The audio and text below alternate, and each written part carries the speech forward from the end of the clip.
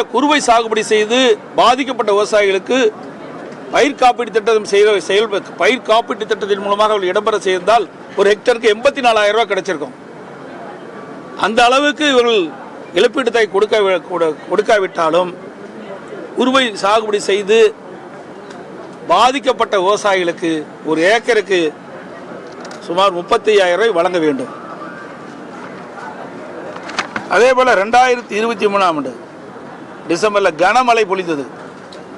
தென் மாவட்டங்களில் தூத்துக்குடி, திருநெல்வேலி, தென்காசி, கன்னியாகுமரி போன்ற மாவட்டத்தில் கனமழை பெய்து அந்த கனமழையில் இன்றைக்கு ஆங்காங்கே தண்ணீர்கள் இன்றைக்கு ஆற்றிலிருந்து அங்கே இருக்கின்ற நதியின் வழியாக விளைநிலங்களில் மணல் வந்து திட்டு திட்டாக படிந்து விட்டது.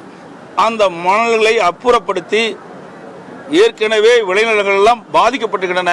அந்த பாதிப்புக்குள்ளான விளைநிலங்களை சீர் செய்து கொடுக்க வேண்டும் விவசாயிகளுக்கு.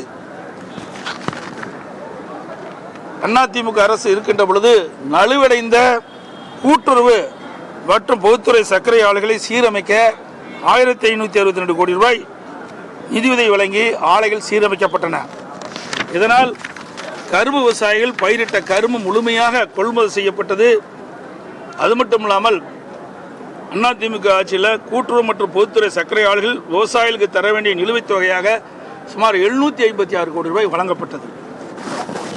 இன்றைய தினம் வேளாண் நிதிநிலை அறிக்கை தாக்கல் செய்யப்பட்டுள்ள வேளாண் துறை அமைச்சர் மாவட்டத்தில் அவருடைய சொந்த தொகுதியிலேயே சேத்தியா தோப்பில் உள்ள எம்ஆர்கே கூட்டுறவு சர்க்கரை ஆலை அம்மாவுடைய அரசு இருக்கின்ற பொழுது நாள் ஒன்றுக்கு 2000 டன் கரும்பை அறவை செய்யப்பட்டது. மேலும் கிட்டத்தட்ட இந்த காலகட்டத்தில் பார்த்தீங்கன்னா உரிய நேரத்தில் கரும்பு அறுவை அந்த ஆலை துவக்கப்பட்டிருந்தால் இதுவரை 2 லட்சம் டன் கரும்பை அறுவை செய்திருக்கலாம். ஆனால் முறையாக அதை இயக்காத காரணத்தினால் அங்கு பயிரிட்டு பதிவு செய்த கரும்புகளால் தனியார் ஆலைக்கு சென்று கொண்டிருக்கின்றன.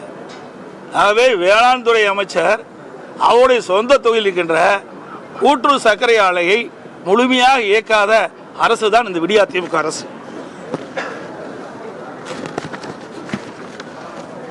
அதேபோல கிருஷ்ணகிரி மாவட்டம் ஒசூர் நகரத்து பகுதியில் அம்மாவுடைய அரசு இருக்கின்ற பொழுது கிருஷ்ணகிரி மாவட்டம், தருமபுரி மாவட்டம், சேலம் மாவட்டத்தில் இருக்கின்ற மலர் பயிரிடுகின்ற விவசாயிகளுடைய கோரிக்கையை ஏற்று ஒசூரில் சர்வதேச ஏல மையம் ஒன்று 21 கோடியில் அமைச்சோம். ஏன்னா நம்ம இந்த 3 மாவட்ட விவசாயிகள் மலர்களை விற்பனை செய்ய வேண்டும் என்றால் பெங்களூர் சென்று தான், கர்நாடகத்தில் பெங்களூர் சென்று தான் விற்பனை செய்ய வேண்டிய நிலைமை இருந்தது. அவர்களுக்கு போதிய விலை கிடைக்காத காரணத்தினால ஒசூரில் சர்வதேச ஏல மையம் அமைக்கப்பட்டது. அந்த ஏல மையம் இன்னும் முழுமையாக செயல்படவில்லை. இது வருந்தத்தக்கது. இதனால் மலர் பயிரிடுகிற விவசாயிகள் கடுமையாக பாதிக்கப்பட்டிருக்கிறாங்க. அதோட இயற்கை விவசாயத்துக்கு இந்த வேளாண் நிதிநிலை அறிக்கையில் எந்த ஒரு அறிவிப்பும் கிடையாது, எந்த ஒரு நிதி ஒதுக்கீடும் கிடையாது. எல்லாமே இயற்கை விவசாயத்தை நாடி சென்று கொண்டிருக்கிறார்கள்.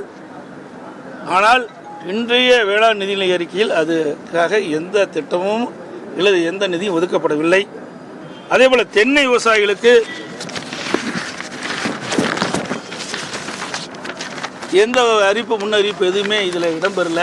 அது குறிப்பாக போனீங்களா 2021 சட்டமன்ற பொதுத் தேர்தலின் போது திராவிட முன்னேற்ற கழகம் ஆட்சிக்கு வந்தால் தென்னை பயிரிட்ட விவசாயிகளுக்கு பல்வேறு திட்டங்கள் வழங்கப்படும் என்று அறிவிப்பை வழங்கினாங்க. அது ஒரு சில திட்டத்தை நான் சொல்கிறேன். அவருடைய தேர்வு அறிக்கையில் 13ஆம் பக்கத்தில் 62வது அறிவிப்பு, தமிழகம் முழுவதும் தென்னை விவசாயிகள் கூட்டுறவு சங்கங்கள் மூலம் தென்னை மரத்திலிருந்து நீரா போன்ற பதநீர் இறக்கி விற்பனை செய்யப்படும். எதுவுமே அமல்படுத்தலை. அதிமுக ஆட்சியில் தான் நீரா போனம் கொண்டு வந்து விவசாயிகளை காப்பாற்றுவதற்கு, தென்னை பயிரிட்ட விவசாயிகளை காப்பதற்காக இந்த திட்டத்தை கொண்டு வந்தால் அதை இவர்கள் அறிவிப்பாக கொடுத்தாங்க. அது நடைமுறைப்படுத்தலை. அறிவிப்பு 63 தென்னை விவசாயிகள் நலன் கருதி இளநீர், தேங்காய் ஆகியவற்றின் பயன்பாடுகள் பல்கி பெருகு வரும் எண்ணெய் தோப்பில் அடுக்கு விவசாய முறை மூலம் பல்வகை பயிர்களை பயிரிட்டு ஆண்டு முழுவதும் தொடர்ச்சியான வருவாய் ஈட்டுவதற்கும் ஏற்ற திட்டங்கள் நிறைவேற்றப்படும். இது போன்ற வேளாண்மையில் ஈடுபட்டோருக்கு ஊக்கத்தொகை வழங்கப்படும். இதுவரைக்கும் அந்த திட்டத்தை நிறைவேற்றல, அறிவிப்போடு நின்று போச்சு.